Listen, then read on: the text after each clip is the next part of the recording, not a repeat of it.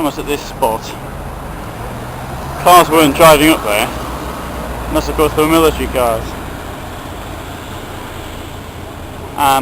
There's a museum here, House on Checkpoint Charlie, which I went to in 1980, January 86. I remember somebody outside sort of trying to sell us postcards of how the wall had been decorated. Absolutely amazing to actually see it as it is now. Now I'm going to walk up there.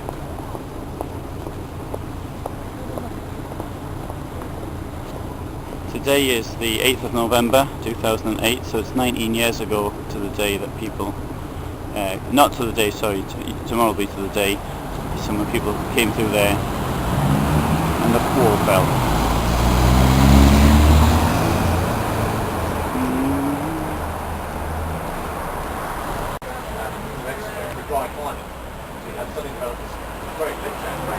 This is Leonid Brezhnev, and that's something commemorating his life. So he lived there. Nishton Dom, it's 1952 to 1982. He lived there. Good Gilles Leonid Brezhnev, and here we have a explanation and recommendation. This is a tablet meant to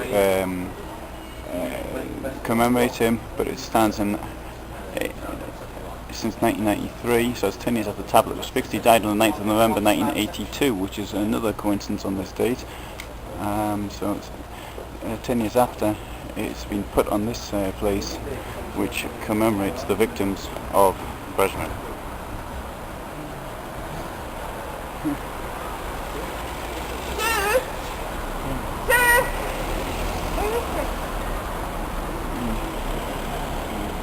Now, for those who've seen the 1983 James Bond film Octopussy, this is where M dumps off James before he goes over into the east. Checkpoint Charlie was not used. This was a military crossing, really. It wasn't wasn't used by civilians. Although I remember once asking in the east, some lady asked the directions, and she told me I had to come across here. She was a civilian, but I said no, I must go to Friedrichstrasse.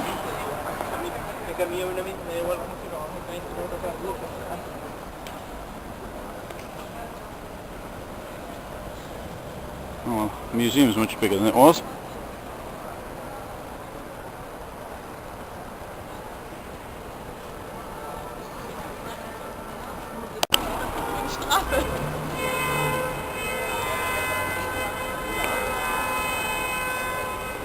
Here we have a photo opportunity. No doubt the gentleman is in fact German and not from the United States.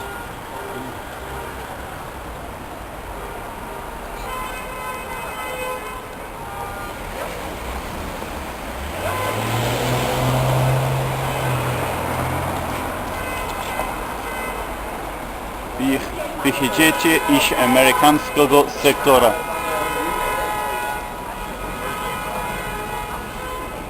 Oh, and there's the line of the wall. Of course, those houses weren't there when I was here last.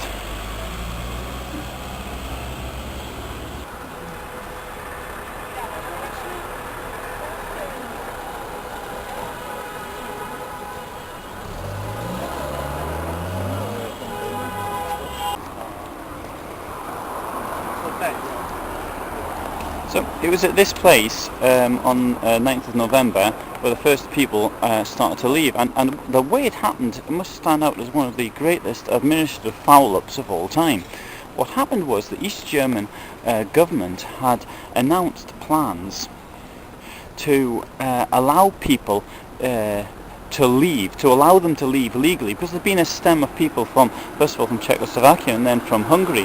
People were just turning up to the West German embassies in these countries and demanding passports, and the West German government was giving them. Not only that, the Hungarians and the Czechs, the Czechoslovakians I should say, were not actually putting a stop to it. Now East Germany didn't really know what to do about this in these circumstances. Facing reality that all these tourists leaving the country, it decided to say, well, okay, we'll introduce a law which will allow people to leave, but they can't come back. the same time, there was this idea of having a law which would allow people to, it wasn't clear, but they could actually go have a day trip to West Berlin or West Germany and come back again. Now this was at a press conference, and it was shown on the television on the evening news, and it wasn't even one of the first items on the news. It was towards the end of the news, and one of the people, it was a live press conference, and some Italian journalist said, well, when is this all going to come into effect?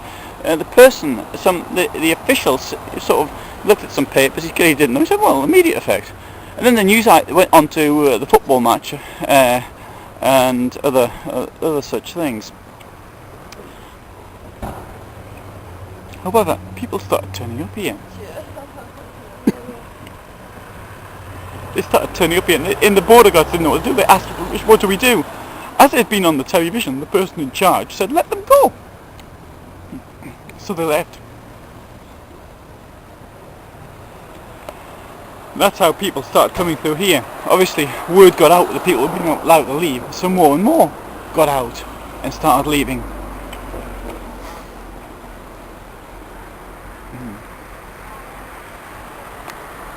And they couldn't stop it.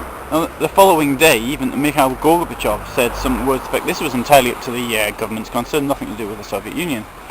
And he wanted to avoid any potential problems.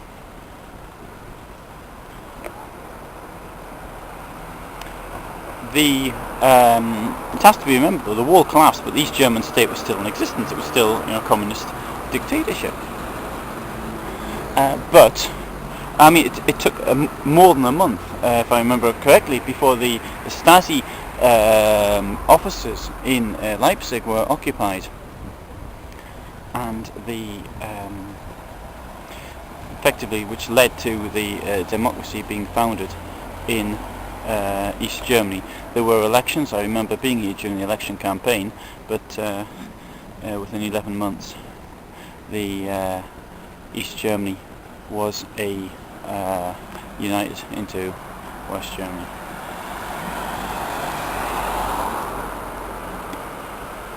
So as I walk now over the east, I'll say for me it's quite an emotional feeling, because having remembered what it was like here, having myself been picked up in October '82 by whoever it was, I don't know, East German border police or whoever it was, accusing me of being a terrorist or something, and to actually be able to do this and sort of being myself sort of intimately interested in the border question here, to be able to walk across now as I have done so at this point, which more than any other point, more than these other places which I knew very well, such as the border crossing at Helmstedt, it's a symbol. Now, what I also want to do is I want to go to Friedrichstrasse, see what the border is like there, where the border controlled. I don't think there'll be anything there. I also want to see the place where I was arrested. There was a bike shop there. I'm not certain if today's the best time. I have to go tomorrow to do it. So at this point here, 18 years and 364 days ago, where effectively socialism eventually came to an end.